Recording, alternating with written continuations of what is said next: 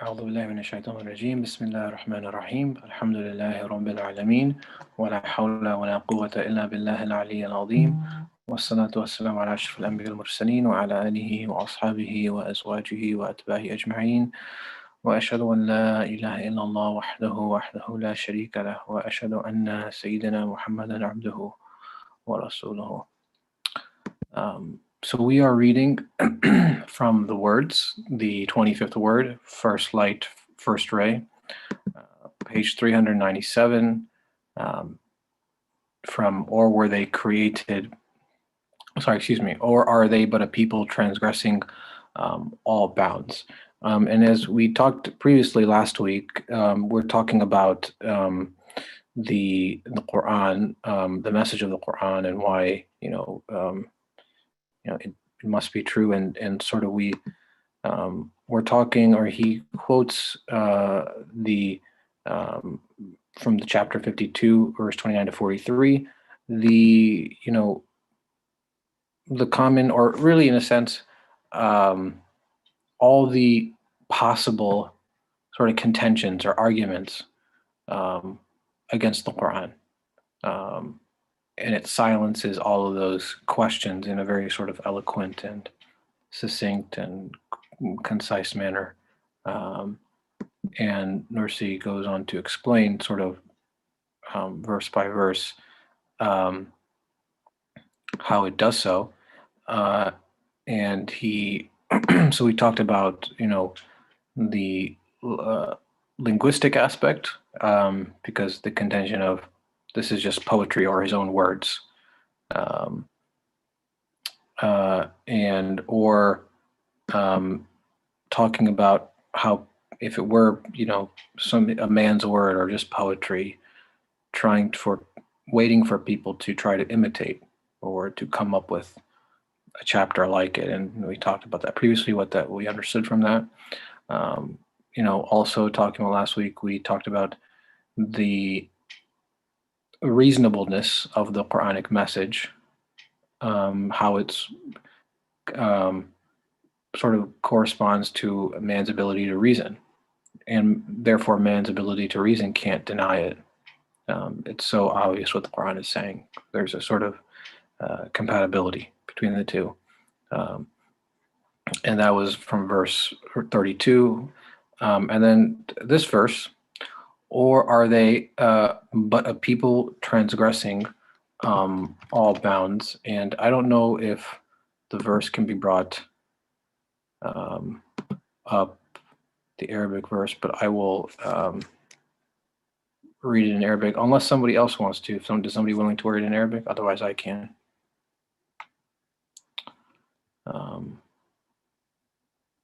Okay, all right. I will read the verse in Arabic. Give me one moment. So from Surah At-Tur, أعوذ بالله من الشيطان الرجيم. أم تأمرهم أحلامهم بهذا أم هم قوم طاغون. So, or do their minds or their faculties,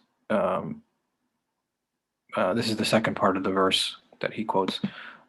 We talked about, or do their minds or faculties urge them to deny the Quranic message. And then the verse he's talking, the second half of the verse, Am hum qawmun taghun, or are they but a people transgressing beyond all bounds? And so the question is, what does that mean? And as he says, or is the reason for their denial their not submitting to Almighty God like wicked tyrants? Or is the reason for their denial not submitting to Almighty God like wicked tyrants? But the ends of the pharaohs and Nimrods, who were the leaders of arrogant oppressors, are known. So I would prefer to go verse by verse rather than just reading it. Interesting, this verse tying, it's the second half of the verse talking about, do they not have faculties of understanding, ability to reason? Does it lead them to deny the message or what the Quran has to say? and therefore are people transgressing all bounds? In other words, if you are really sort of honest with yourself, your human faculties, your faculty of understanding, and that really encompasses not just like the ability to reason, but the ability, um, like sort of not only like intellectual compatibility with the Quran, but like emotional compatibility with the Quran. Like it sort of speaks to who you are as a human being completely. Um, can you deny that? And if you do deny that, really you're transgressing beyond the bounds of being a human being in a sense. Like you are going beyond what it means to be a human being, because the human being can't but submit to the message. I mean, it's so obviously true. Otherwise you become a tyrant. You become a pharaoh and a Nimrod. That's who you are, or that's who I am. Um, and who are the leaders of arrogant oppressors are known. In other words, you know, that is sort of the greatest form of oppression, in a sense. The greatest form of arrogance is denial, um, to deny one's own humanity. Um, and you can oppress people, yeah, exactly. But in a sense, he's saying, like, the most arrogant and oppressive an individual is the one who denies, and doesn't submit to what his humanity tells him he must submit to. Um, and it's interesting that he makes a mention are known. In other words, across human history, they are the most well-known figures. Um, their ends are known. In other words, it's it's as if to say, like, the human being sort of knows what his end is going to be if he sort of takes this road. Um, like you can't fool yourself or delude yourself. I mean, you can try to, and people do, but everybody knows deep down inside what they're doing, I guess. So, um, because it's so obvious. Um, so that's what I took away from this verse. Enough of me speaking, but does anybody have any thoughts of their own, comments? We have several people here. They want to speak.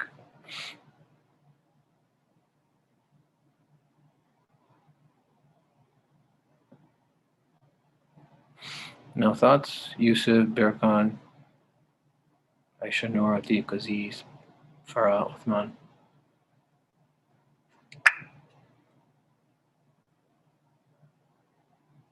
Okay. All right. Well, if anybody has any comments, you're more than welcome to post a comment or raise your hand. I'll go on to the next verse. And then this is from the subsequent verse 33. So I'll read the, actually, let me read the Arabic first. أعوذ بالله من الشيطان الرجيم. أم يقولون تقو sorry أم يقولون تقوله بل لا يؤمنون. So, or do they say, has he fabricated it, just come up with it on his own? Rather, or no, but certainly they do not believe. Has he made it up? And as Nursi says in his commentary, or like lying dissemblers without conscience, do they accuse you, saying, you have made up the Quran? But up to this time, they have known you to be the most truthful among them, and have called you Muhammad the trustworthy. It means that they have no intention to believe. Otherwise, let them find the like of the Quran among the works of men. So it's interesting. The one sense, as Nursi points out, to whom the Quran was revealed, Muhammad the trustworthy. He makes a point of saying that. You have to go against the message. You have one can try to accuse the one to whom it was revealed, the prophet,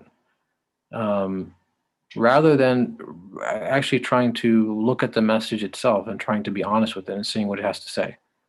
In other words, it's like trying to find reasons, some sort of excuse to deny, so you'll go after the messenger. That means that you have no intention to believe.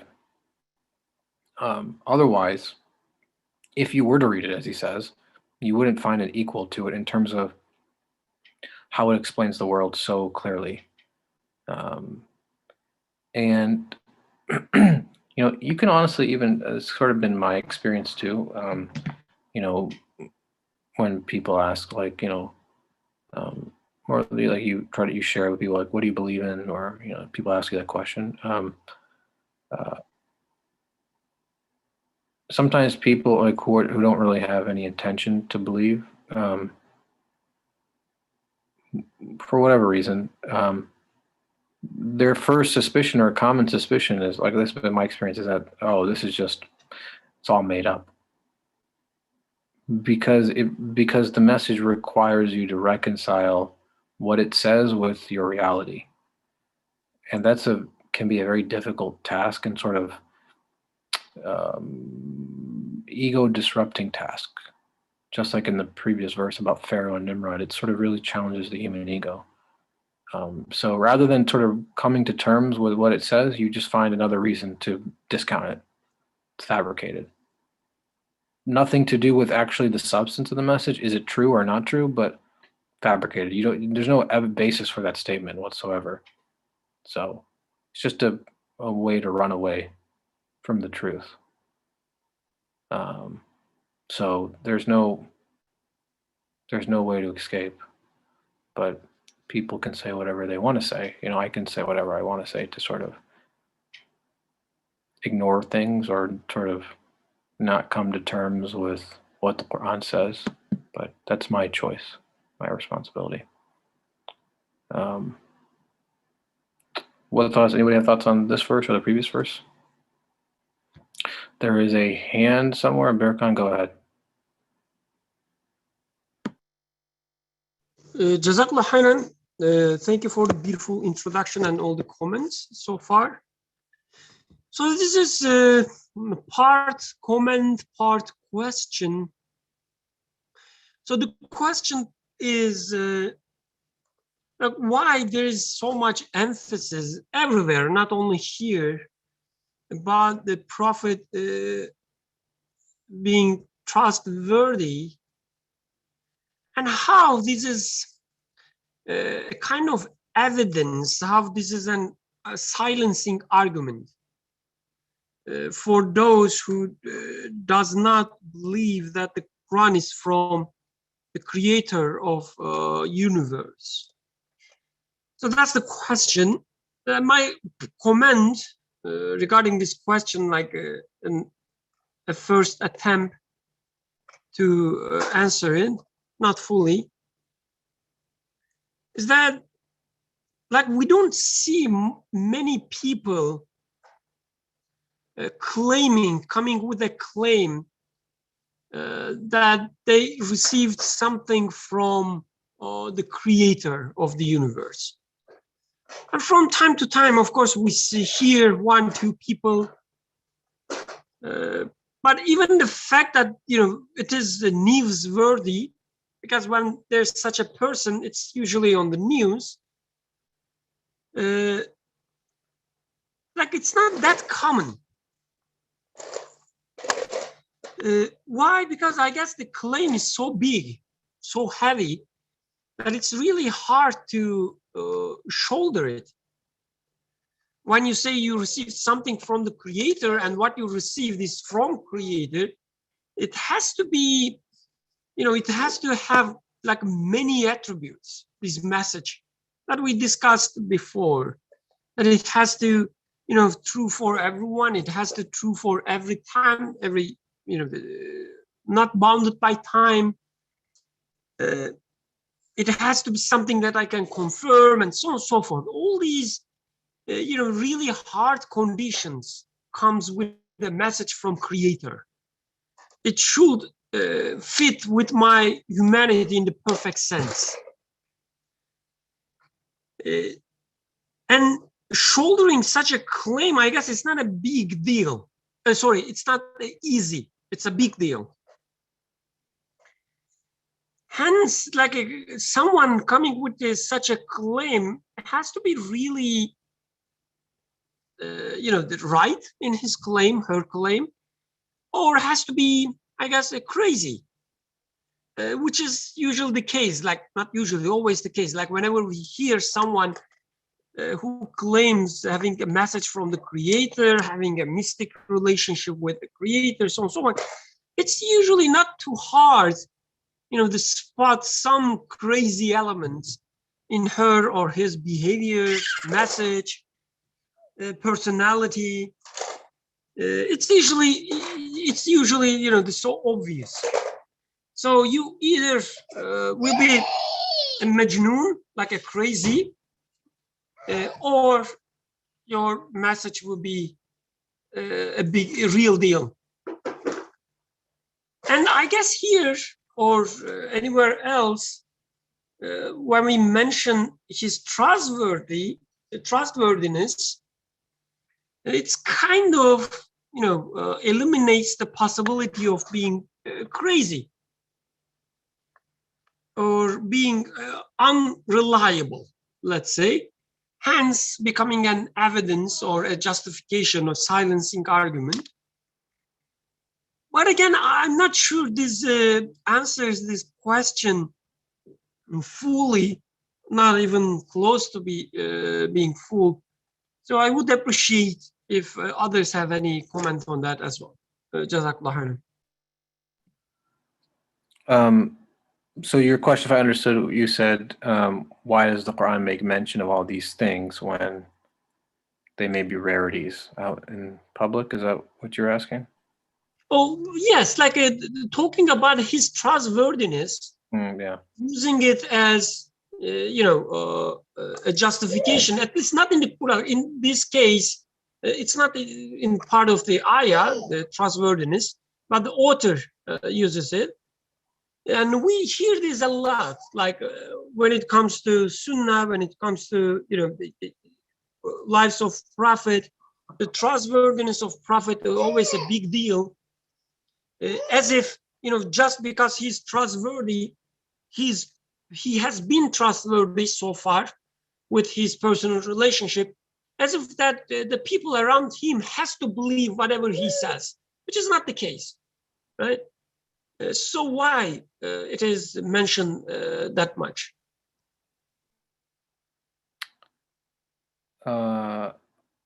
Yusuf, go ahead. I think you want to say something. So yes, I mean, although this verse is not directly talking about trustworthiness of the messenger, but the author Nursi in here brings up the issue about the trustworthiness, because I guess fabricating this message means you are lying. It's a huge lie, as Brother Birkan said. So, so is he a liar in the first place? And when we look at it, even if we look at the content of the message, plus the life of the messenger as we heard of it, and the students of the messenger as we get to know them over the centuries, like this chain, even today's like Orientalists would say, I mean, this is not only a historical quote saying that you yourself are saying that he is trustworthy. Even today, Orientalists would say Muhammad was a good person. He had good intentions of like revolutionizing or civilizing the Bedouins of the time. So he had those good intentions. He was a good person. And with that in mind, he came up with this idea, with this way of speaking to them so that he would convince them and tame them in a sense. So, but this is a contradictory statement, like, because lying in the name of God is at one side. On the other side, a person who is willing the goodness of the people and he's truly and honestly because he worked selflessly. He tried to guide people to real human qualities.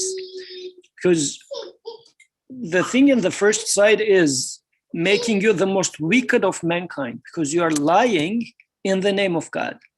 So what else can really balance, or what sort of a heart and mind would exist in such a thing? Because if I can lie in the name of Suhail, come here and tell you something that, oh, Suhail told me that you guys should do this and that, but if Suhail shows up and then you realize that Suhail didn't say such a thing, how would you feel about me?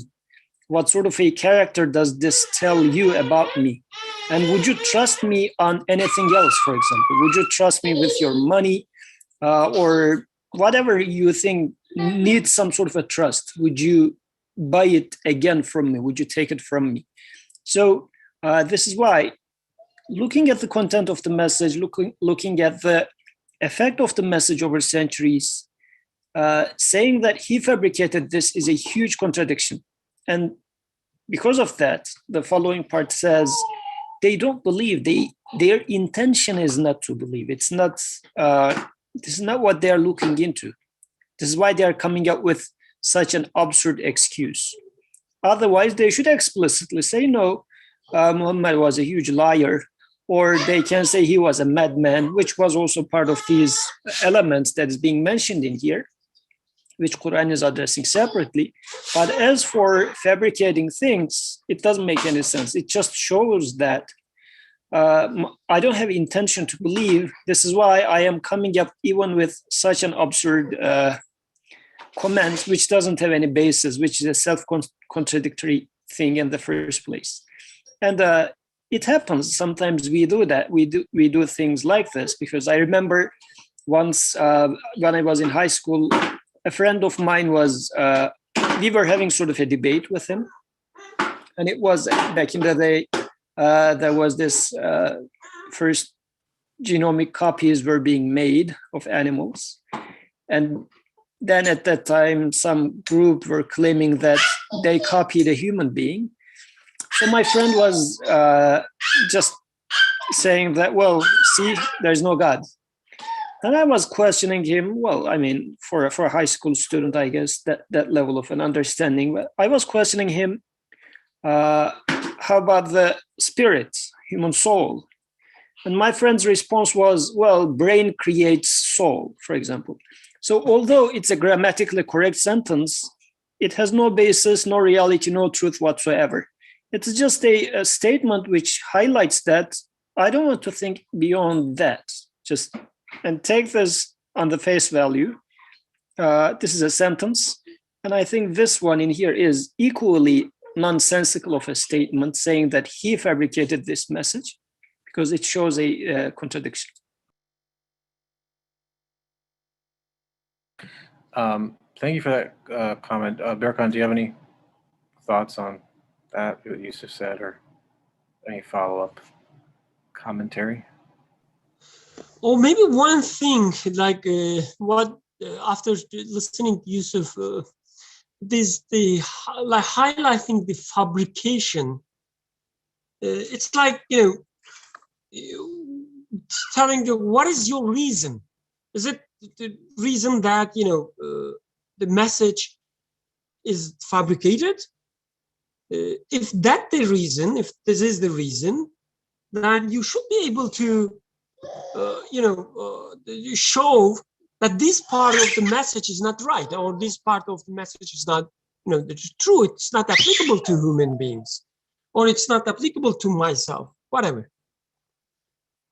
So if it was, your reason was it's being fabricated, and you should be able to, show that it's a fabricated one. But this is not your problem anyway. Your problem is, as Yusuf said, maybe, that you don't have this intention to finding the truth. You don't have intention to have a confirmed conclusion about the reality. You just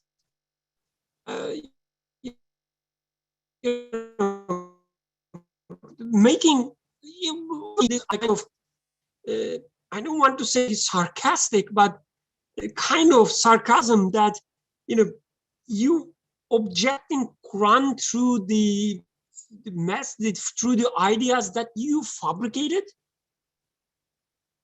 Because whatever we put against Quran, against divine speech, revelation, it's usually fabricated, as Yusuf says. He gave the example. A brain creates soul, whatever it does, it means. It's something fabricated. It's like, it doesn't mean anything at all. So maybe we can also take this ayah as, this, whatever you read in Quran, you can check easily whether it is fabricated or not. If this is your problem, just check it. But no, your problem is not that. Your problem is you don't even have intention to find the truth. You just come up with fabricated ideas and just try to, spread them. Jazakallah khairan. Yeah, it's interesting. I feel like, Quran is sort of miraculous in this regard, in that it presents these contentions that anyone, even myself, may just make occur to me when I'm reading it. Oh, maybe Muhammad just made this up. Maybe this is all just one grand lie. And I mean, it's miraculous in that it's 1441 years ago, I think, or whatever, or 1400 years ago at this point, that the Quran can address all the contentions of the age, of any age, and really of this age. It's, especially in this age, because this sort of notion that there is no sort of maybe absolute truth out there, or that there are multiple truths, so to speak, or maybe the only truth out there is what I observe. And so trying to find an alternative to the message, the Quranic message, even though, as Yusuf and then Birkan pointed out, there's no basis in reality for any of those things. You can't justify any position. For example, matter exists on its own, or matter creates itself, or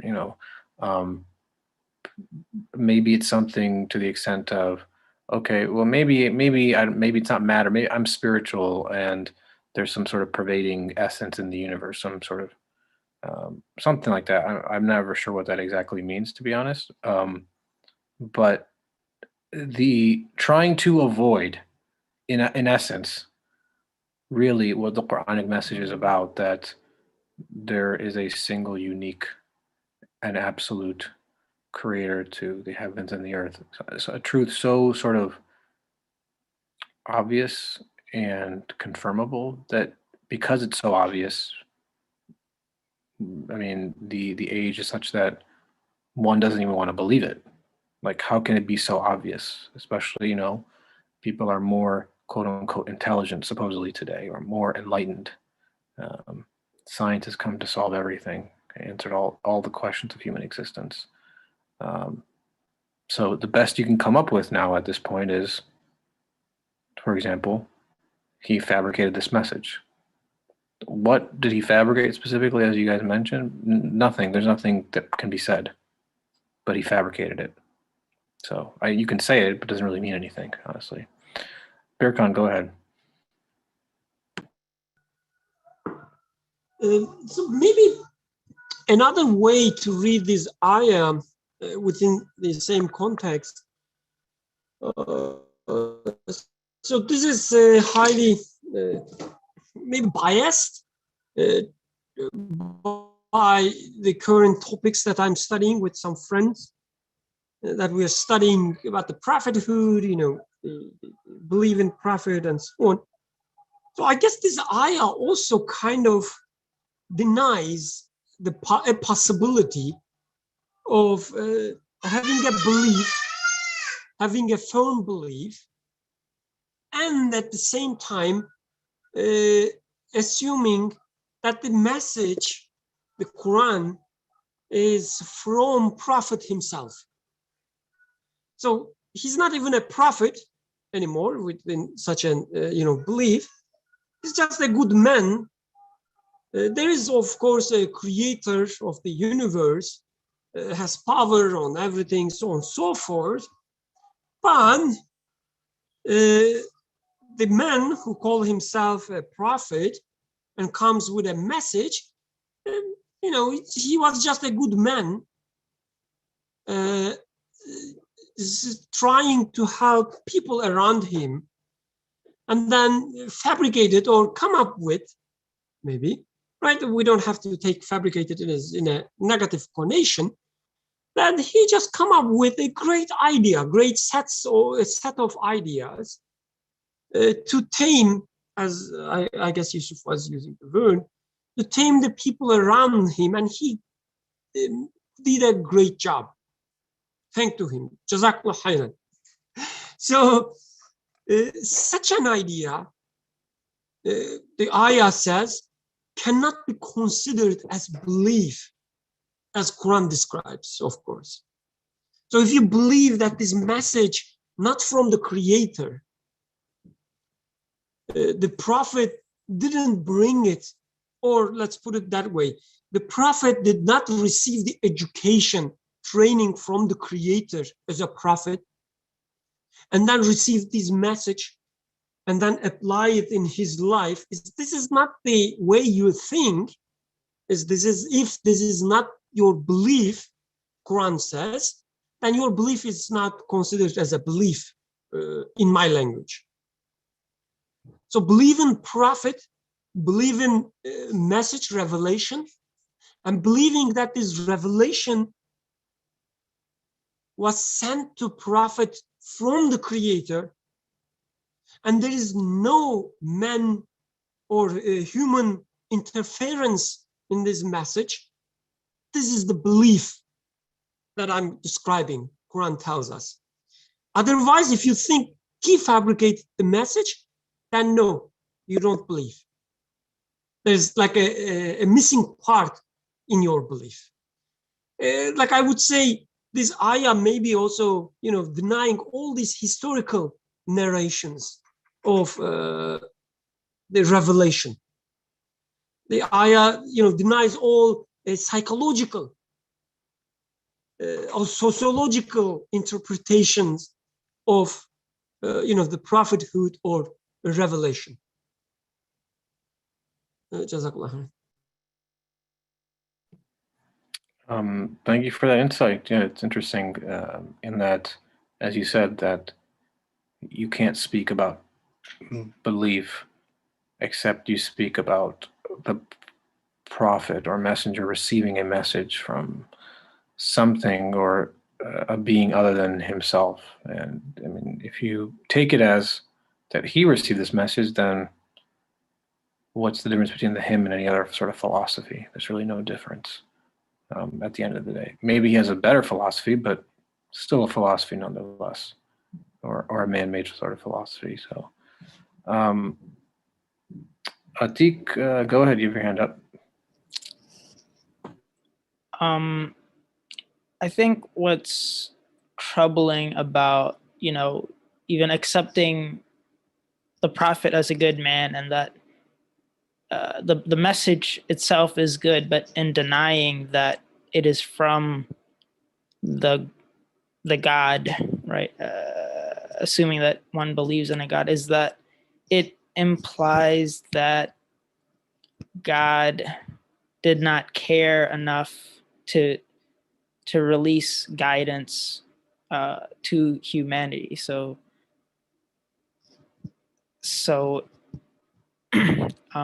if you say that the message is not from God, it has nothing to do with God, it's just from the creation of the prophet himself to guide humanity. It's taking God's love and mercy and care for his creation out of the picture, and I feel like that's worse than denying the message itself.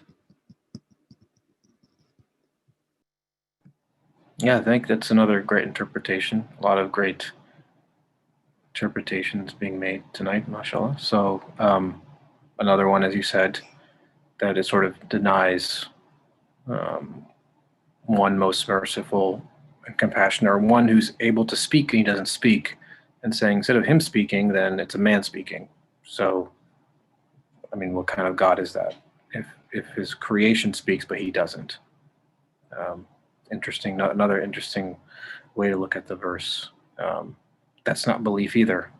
In other words, sort of transgression against his uh, mercy, what must be his all merciful nature and all compassionate nature, um, and all wise and all knowing. Any other thoughts on the verse or the commentary or somebody's own commentary? Aziz, go ahead. Assalamu alaikum. So, personally, I struggle with this concept of prophet. Just I'm admitting it's a little difficult, and I couldn't pass what Birkan mentioned, the Jazakallah khair. I really relate to that, to be honest. When it gets to Messenger right now, to me, and this is, I'm sharing it because it's just something I'm struggling with. To me, my own feelings, creatures surround me, events happen in front of my eyes.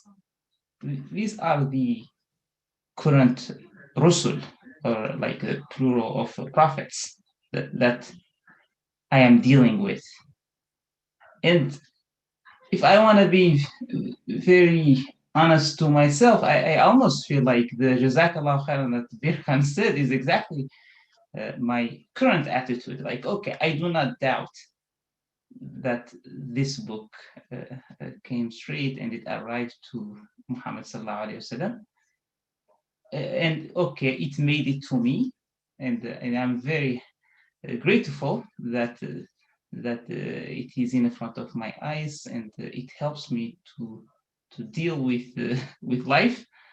But beyond that, honestly, I rarely really think of our Prophet sallallahu alaihi wasallam. Like it's just to be honest, I really rarely do. Like when something happened in front of me, like that's not the first thing comes to my mind. So if others have, or maybe I didn't follow Birkan's thoughts after he mentioned Jazakallah khairan and I was left there. Assalamu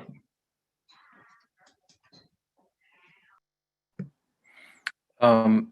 Yeah, I mean, I won't speak for Berkan, but I think, as you mentioned, it's sometimes difficult to, or easy to forget. I mean, myself included, about the prophet when thinking about the Quranic message. In that, what is the role of the messenger in the message itself? Is he just somebody who comes and gives it to you, or does he actually? Does it mean something more than that? In other words, what does the message mean for man in terms of his worldview and how he lives his life? And if you take it that way, um, you have to sort of ask yourself then, is he sort of living or delivering this message on his own behalf or for himself so that you sort of imitate his way for his own sake? Then, it becomes like he's no different than any other sort of, historical figure. But as the verse points out, you know, the moment you think that, or not you, but I mean, anyone thinks that the message is possibly or potentially fabricated, or it's the word of a man, then in other words, you sort of disconnect the message and therefore the messenger from the one who speaks. And that's not belief in and of itself, because how can you believe and then deny the creator is the one speaking? And in that regard, you know, it's you're more interested in man than the one speaking, whereas seeing what the purpose of Muhammad is in this role, in this message, in that he's connected not only to it being delivered, but what sort of effect does it have on one's worldview and how they see the world and what they do with what they believe in. That can be difficult at times, no doubt, but and obviously requires reflection and sort of introspection in that regard. But as you said, it's not easy to initially do because you're not historicizing, or by historicizing or making the prophet a historical figure. No doubt that he's a human being who lived in a certain period, but by historicizing him, in other words, what his position is as a messenger, a role as delivering the message, then it's easy to forget about him. Which is what I think Birkan was also trying to say, in that the message he brings is not particular to a place and time, or particular to a history, or particular to a certain civilization. And therefore the messenger who brings it isn't particular to that either. His role is also sort of universal or across time. But it's easier to do maybe with a message than sometimes with a human being, but to me they are in a sense equivalent in that regard. Anybody else have any thoughts, comments? Assalamu alaikum. I can't raise my hand, so I hope. Go ahead. I can go ahead. Okay. The point that I was thinking about after hearing Brother Yusuf, Birkan, everybody, and in particular the idea of, like, thinking about the person who does, let's say, bring up an objection regarding the message, about its fabrication or validity, or the fact that someone is, making it up for whatever reason. One aspect that I was reflecting on, just only recently, just reading a little bit about a writing of somebody who's, let's say, non-Muslim, but talking about the Quran.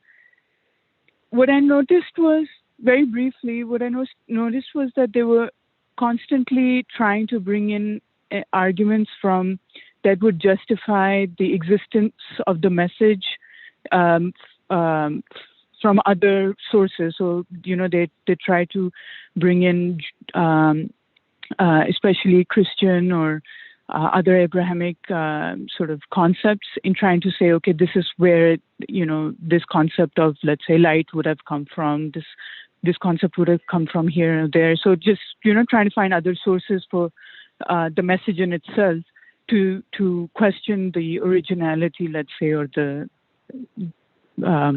originality or the purpose of it. So that makes me think that if someone does not first establish the necessity of revelation and necessity of prophethood, only then would they find the need to justify this message being sort of this world, or fabricated, or sort of created by a human being. But if, let's say, someone has concluded that there must be revelation, then they would start to look for all sources, whether in history or present, in which someone is claiming to provide, the message of the divine. And then would they then have a different criteria? They won't be like, they would be looking at it from the perspective of, look, there must be a divine message. How do I confirm that this is the one? So in short, the point being that the person who is accusing of fabrication or authenticity of the message, or coming up with, let's say, worldly, materialistic reasons as to why someone would be claiming the message of the divine is already does not see any necessity for it in the first place, and hence can only come up with a reason such as fabrication to justify anyone claiming this anyone claiming this. So that's all I wanted to say. Yeah, I guess before Berkan talks, yeah, I mean, it's very important that you brought that up, in that I guess if you already have a bias or sort of a prejudice against what the Quran says potentially as being revelation or claiming to be revelation, then you'll find any reason to deny it. So long as you are sort of open and honest that, as you said, that that you want to be spoken to, or that the Creator must speak to you, and that's how you approach the Quran, then, you know, saying it's a fabricated message, you realize it's a ridiculous claim to make. As the Quran points out, it is ridiculous if you are honest with yourself. Birkan, go ahead. Jazakallah khairan. I did like simply raise my hand to say thank you, because what Farah said, it was amazing. Like, it was really, it enlightened my mind. All thanks to God. I think it's really important, the way I understand that she took the ayah in the other, like in the reverse order that I took before, that it starts with, you know, your belief, your conclusion that there must be a creator, there must be a revelation, there must be a prophet. And if you come to this conclusion, then, you know, in an excuse like he fabricated this message, it doesn't hold anymore. It's as if saying that, you know, you think he fabricated the message? Don't you believe? Like, don't you have this conclusion already that there must be a message, there must be the prophet? So why you are, you know, using an excuse which conflicts with your belief? I guess this is really important. Like, having this understanding of there must be a creator, there must be revelation, there must be prophet, comes prior to whether this specific text is the speech of the creator or the other specific text is the speech of creator. Jazakallah khairan. Thank you for the comments. Anybody else have any thoughts?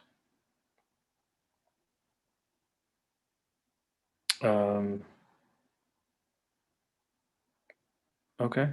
I see somebody else's hand up. Muhammad Said, go ahead. Assalamu alaikum.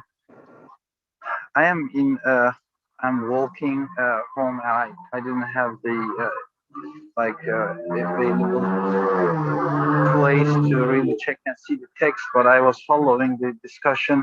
One question got my attention, and I would like to talk about it. Hopefully it's kind of an opening for me to hear more about this question that you brought up, the role of the messenger. So I was thinking about this. It's my question as well, that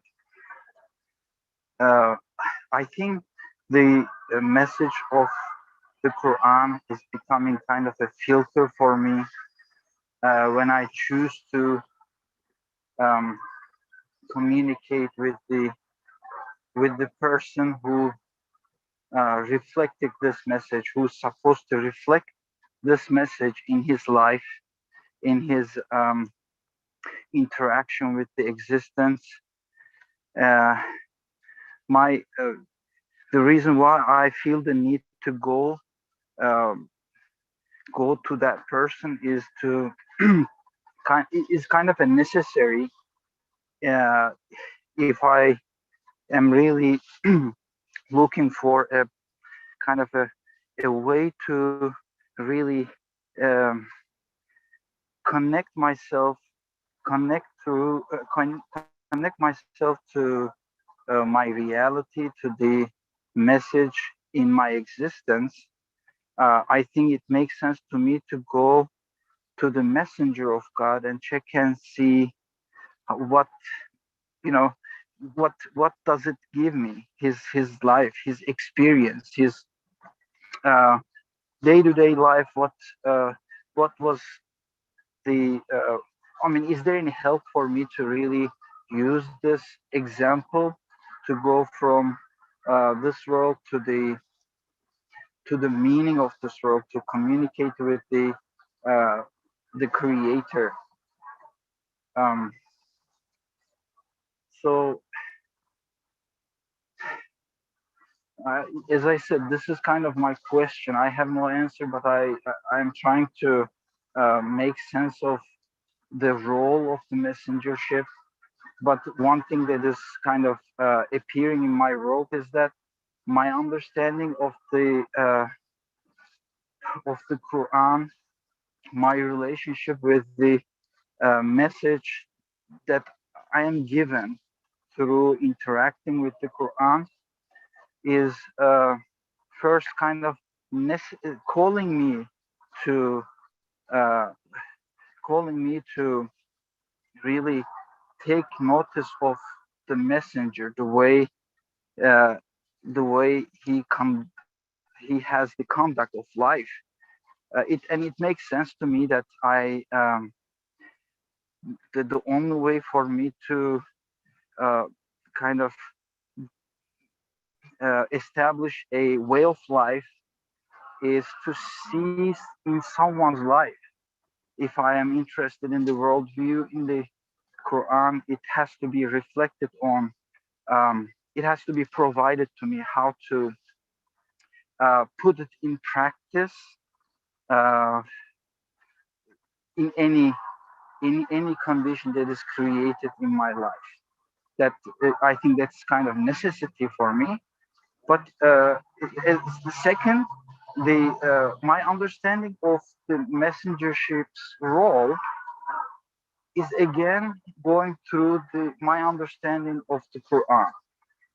Um, that's that's about it, I guess. Thank you very much for this question. Thank you, Mose. Yusuf, you want to say something? Yeah. Yeah. So I guess as in Farah's reasoning line of thought. So if I concluded that there must be a creator, and then checking myself, I see that I am in need of guidance, and my creator must talk to me. But then I also observe that there's this language, and although it is one of the best ways of communication, still it's not very clear in the sense that I might put it into several contexts and get very different, sometimes contradictory meanings from the same speech.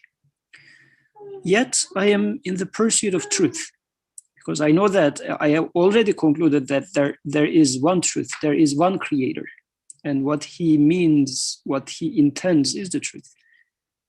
Yeah, okay, speech is the means for me to reach that, but how am I going to somehow make sure that I am getting it right?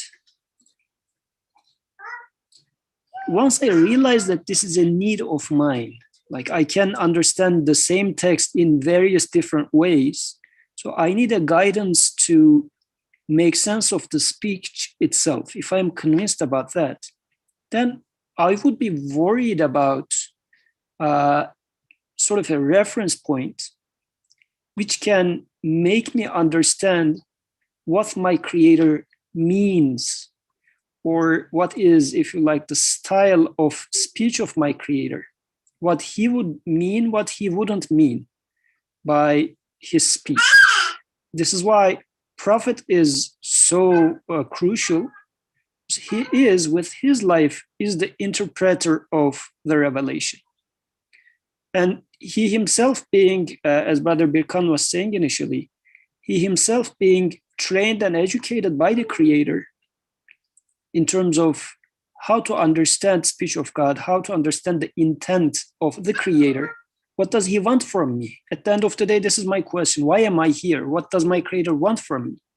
Because I think of it like you are hired, you get into a new job, they are paying to you.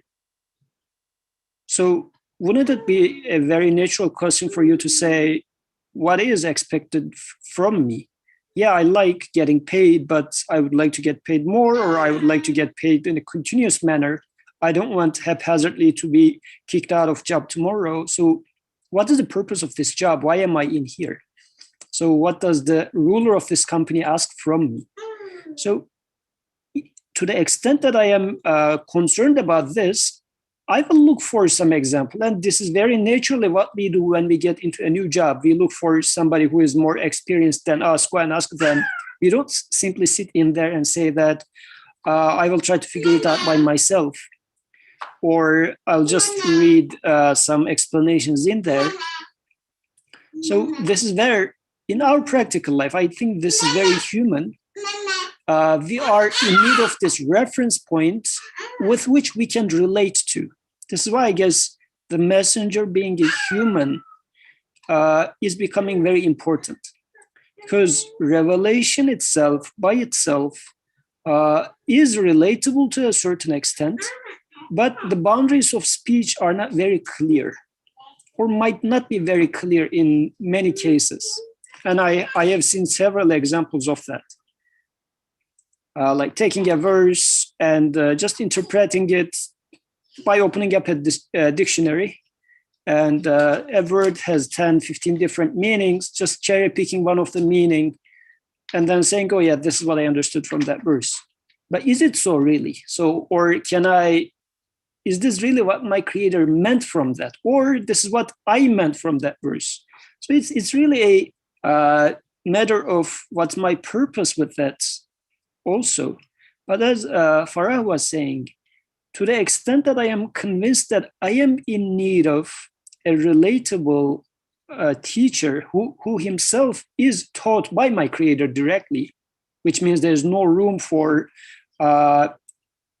untruthfulness in that reference point. So it's truly a reference point now. Then do I feel the need for that?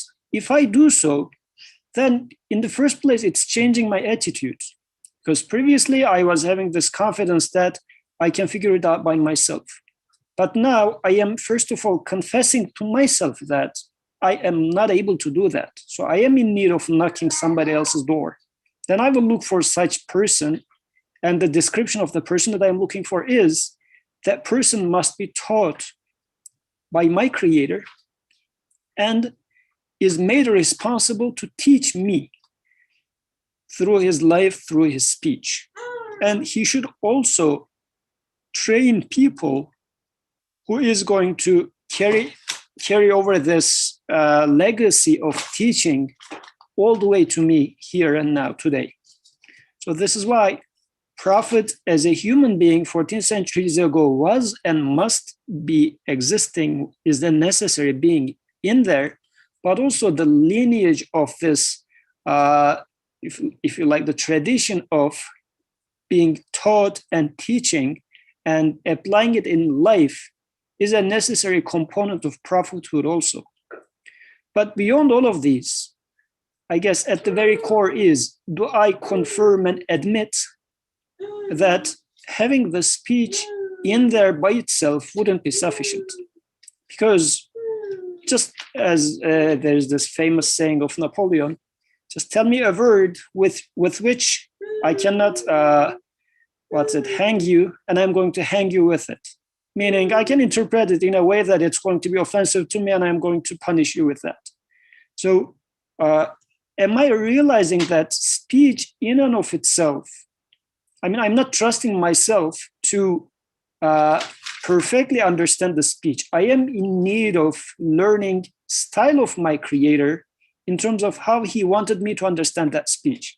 This is why I am in need of a human being who is going through life as I'm going through and who would be trained by the Creator and teach me how to interpret this, how to relate to the speech of Creator.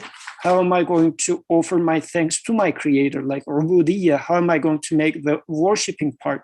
So the Prophet is, if you like, the best example of how to realize neediness of human being and appreciate the blessings that the Creator is giving to me, and both intellectually, both with tongue, both with body, demonstrating this thankfulness. So I guess, again, repeating too much, the baseline is: do I need the feel? Do I feel the need that such a person must exist in order to fulfill the gap in me?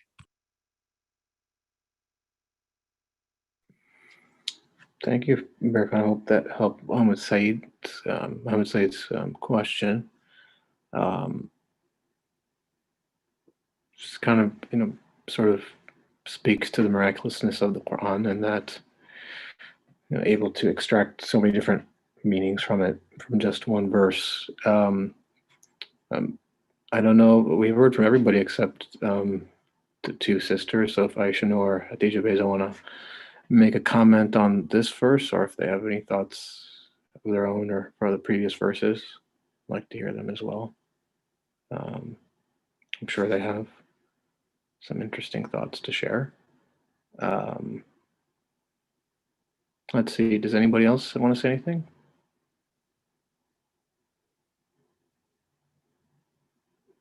Okay, we can move on to the next verse. And that verse is 52:35.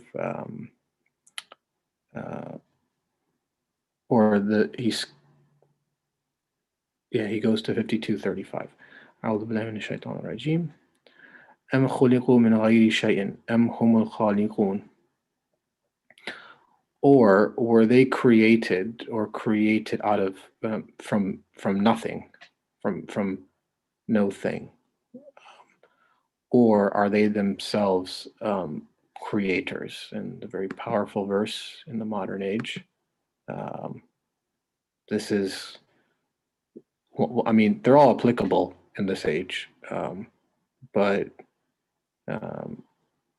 this verse, to me, at least from my personal experience being in, if one is in science and medicine, and I'm sure Yusuf and Berkan experienced this, or Uthman, I don't know if he's here, but it's a common contention that out of nothing comes something. It's a very interesting statement to make.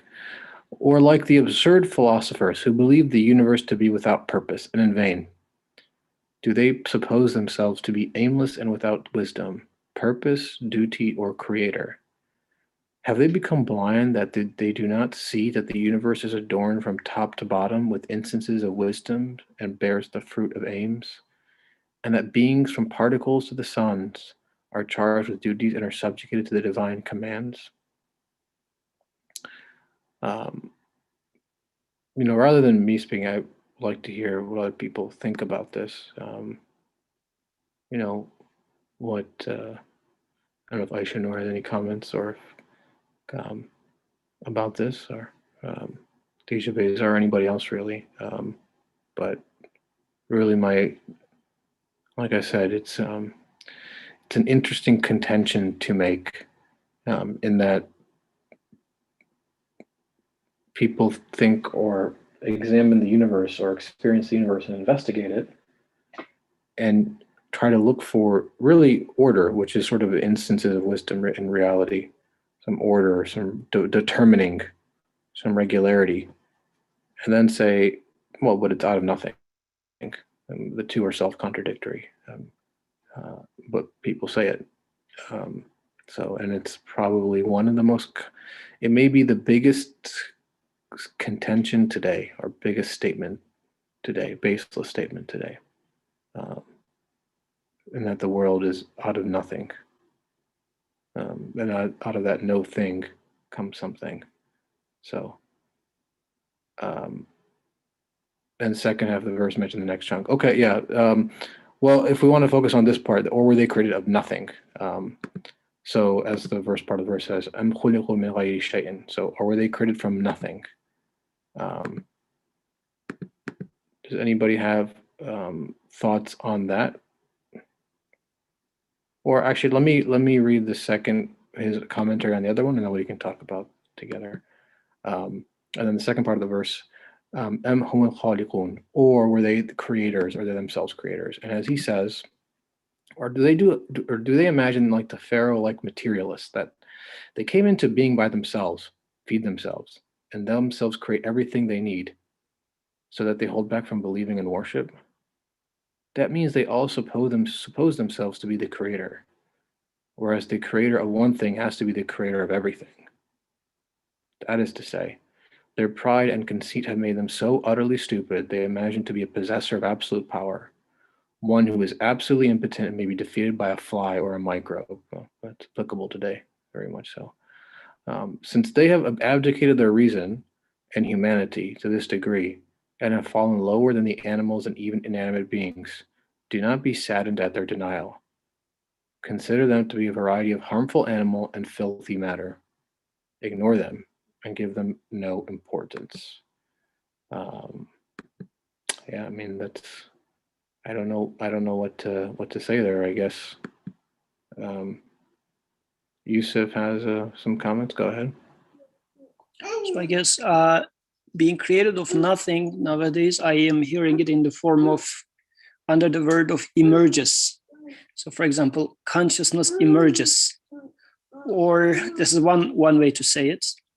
In a sense, like neurons are connected in a certain way, and the way that they are connected, consciousness emerges.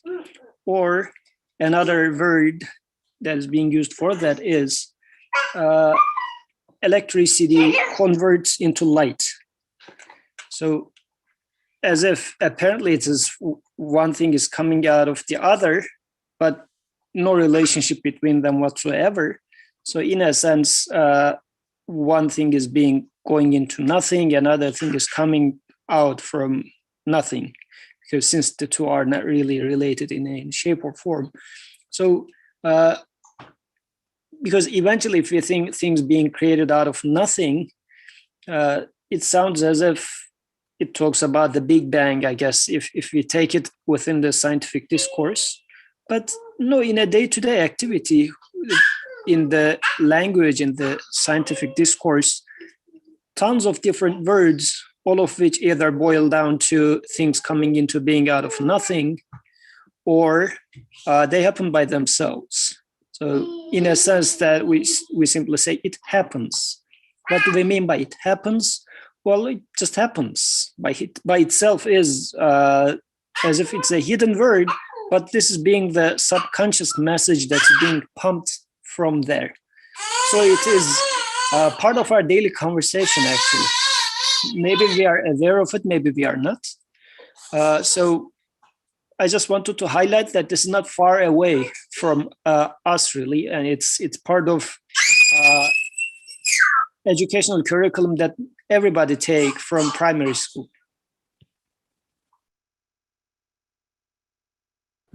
Yeah, it is really the essence of secular thought. Boils down to this verse, truthfully. Birkan, go ahead. Jazakallah khairan. The way authors studies this ayah, directly talking about purpose, aim, wisdom, the duty, right? He says, have they become blind that they don't see that the universe is adorned from top to bottom with instances of wisdom and bears the fruits of aims, duties, being subjugated, and so on and so forth. So we approach such claims or fabricate such claims. They are just soulless, cold arguments for us. Like things are created out of nothing. It's, oh yeah, it's a topic of quantum mechanics, for instance, we say. It's, there was this quantum, what is called vacuum, and, the things comes to existence, popping out, so on and so forth. Like, it is true or not, it is, sophisticated or not, doesn't matter. It's so distant, it's so, let's say, cold. There's no warmth that we can feel in such arguments. But the author here says, but in reality, such claims comes with a lot of consequences, which takes away all the aims of your lives, all the purposes of your lives, every duty that you think you have in life. Like as a parent, for instance, you have duty, you want to believe that you have a duty of taking care of your child. I don't know any parent, any sane, let's say, parent, that wouldn't become miserable with the idea that you don't have to take care of your children. They don't need you. You don't have such a duty. They would be miserable with such an idea, believer or unbeliever. We have these aims, we have these duties, we have these purposes in life. And of course, these are like the instances of purposes, duties, and also there's something beyond all of them. As a human myself, I want to have this purpose. I want to fulfill my purpose in life, becoming human in the real sense, reaching eternal life. Also wisdom in life that we experience, that we enjoy experiencing. Again, nobody would accept, no sane people would accept a life without wisdom, existence without wisdom. It's something so ugly for all of us. And author says this ugliness emerges, as Yusuf says, emerges out of these claims. These claims entails this ugliness. It's not a cold claim that something is, coming out of nothingness or not. It's not my mind. It's not my problem. It's scientists or philosophers or thinkers, whatever, theologians. They should think about it. No. Your life depends on it. Purpose of your life depends on it. I'm not trying to say, we have to familiarize ourselves with such arguments. We have to study logic. We have to study quantum mechanics. We have to study other type of physics. No, that's not. I'm suggesting definitely. But what I'm saying is, believing something coming out of nothing is actually believing that there's no wisdom, that there is no will in life. Is that something that you believe, Quran asked? Do you believe that there's no wisdom, there's no aim, there's no purpose, there's no duty in life? Is that something you believe? If you are happy with this, if you can live with this, then yeah, go ahead and say that there's no revelation, there's no creator. But when you look at the universe, as author says, you will see that everything is created with a purpose. It means it's coming from a source, a purposeful source. Everything shows instances of wisdom. It means they're coming from a wise source or a source of wisdom. They're not coming from nothing. They are coming from wiseness. They are coming from being purposefulness.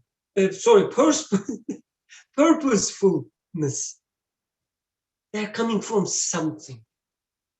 So again, I think this is like the way authors studies it. It's so interesting, so elegant, that it's not an argument of physics, or it's not an argument of mathematics, logic, whatever. It's your argument. Layman's argument. Every farmer, every the shoemaker, every food truck owner, every teacher, every professor, every physicist, they have a share, they have something to say about that. That I'm not from nothing.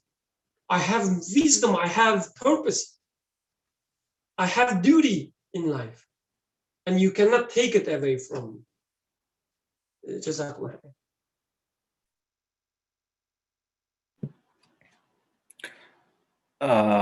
Well, Teacher Rizal, go ahead.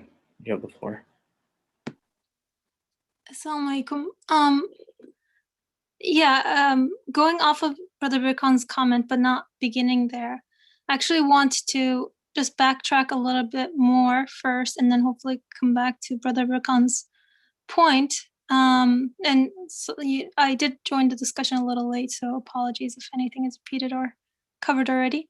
The verse that we had just covered before these two, that says, or do they say he fabricated this message? Nay, they do not know, they do not believe.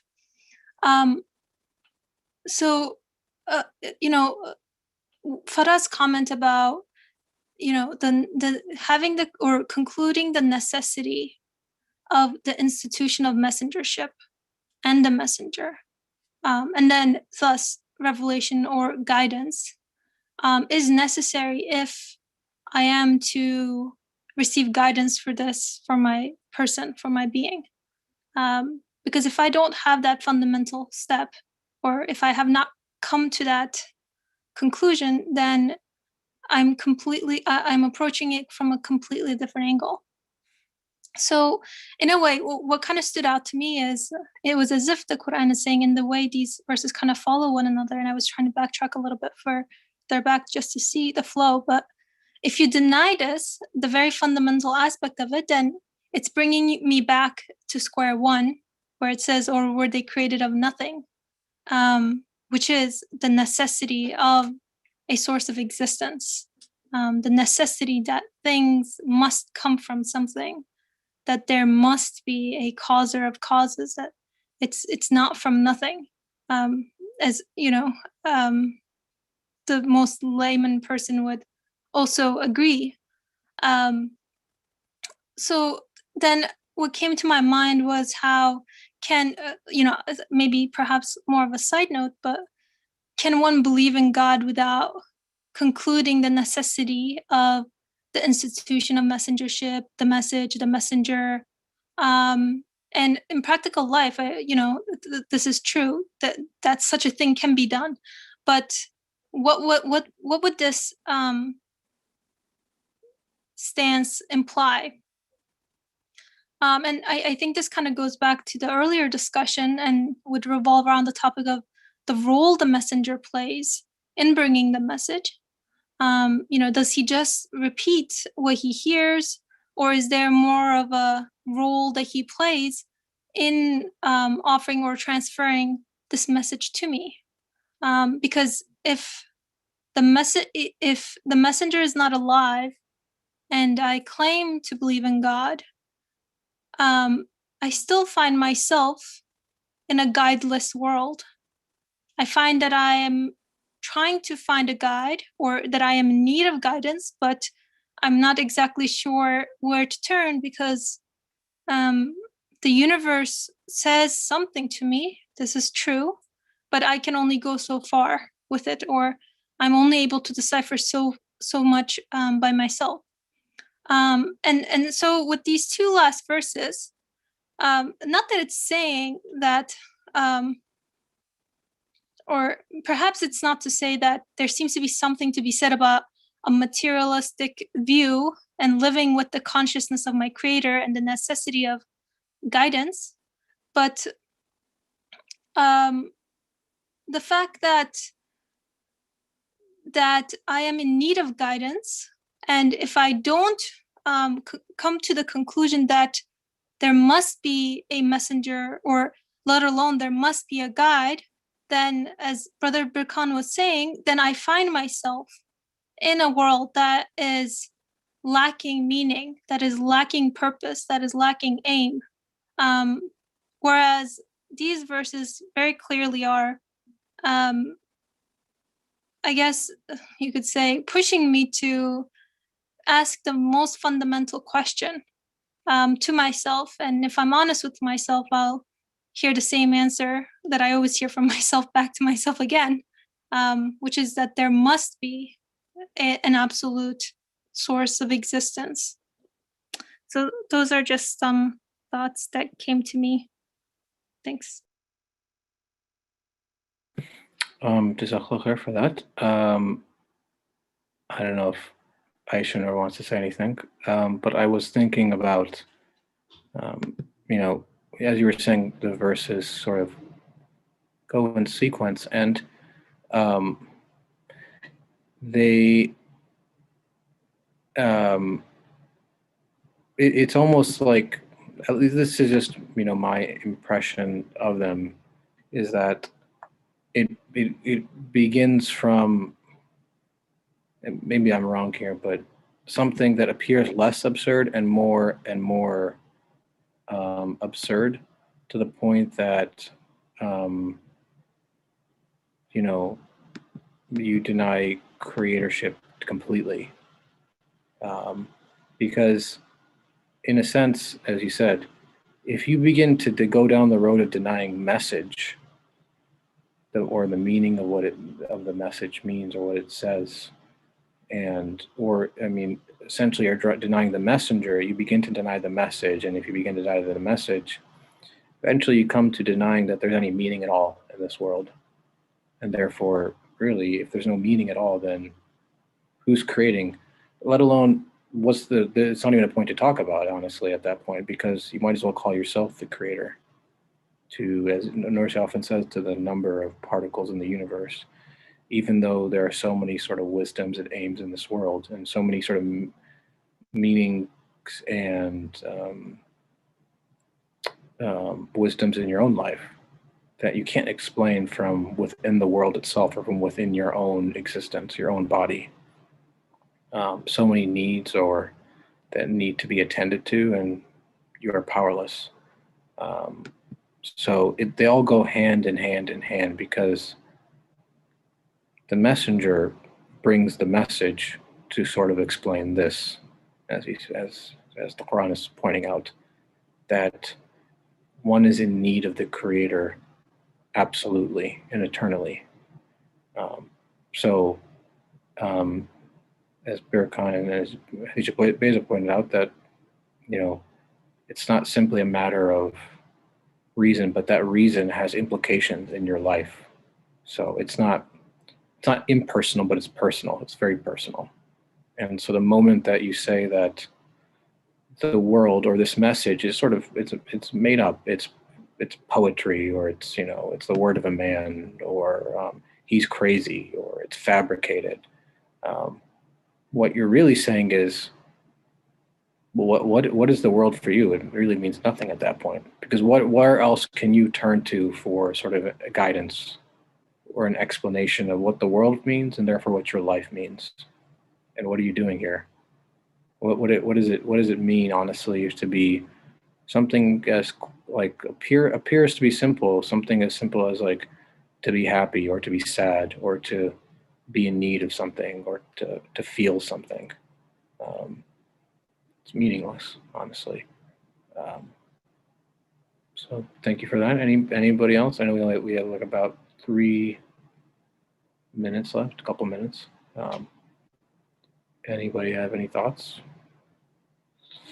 Aziz, go ahead. Jazakallah khair. This has been really great, and I learned a lot. So I just wanted to share about these like 2 amazing questions, or were they created of nothing, or were they themselves the creators? First of all, that it is a lot harder to. It's much obviously much harder for even anyone to stand the yes there, like to take the yes position that yes, I was created for nothing. But even when most of people that at least I know who are not followers of Islam, they may respond and say, I don't know. And in my experience with that, I don't know, that it is really hard to also stand by that I don't know. Just things happen continuously in front of your eyes, like they keep poking you over and over, like all these messages from what happens around you and what happens within you. So even I just wanted to touch on the I don't know option here and say it's really hard. It doesn't make sense, and I don't buy it personally. It's really, you need to ignore it continuously, and I personally could not find the peace with standing by that I don't know. Assalamu alaikum. Yeah, you're right. Because it's not a satisfactory answer to something that you experience in your life, that, I exist, and, what does that mean? I mean, I didn't have to be here, and what am I doing here? And, where am I going? Um, You know, is it really just death is the end? And so what does life even mean then? Um, so to say, I don't know, to that sort of doesn't really answer any question. It doesn't do anything for man and his sort of really deep-seated questions that he has about life. So one option is to deny everything, and I mean, the absurdity of that is that it leads you down this sort of rabbit hole where everything becomes meaningless in your life. But that's obviously unacceptable. So, um, any closing comments from anyone?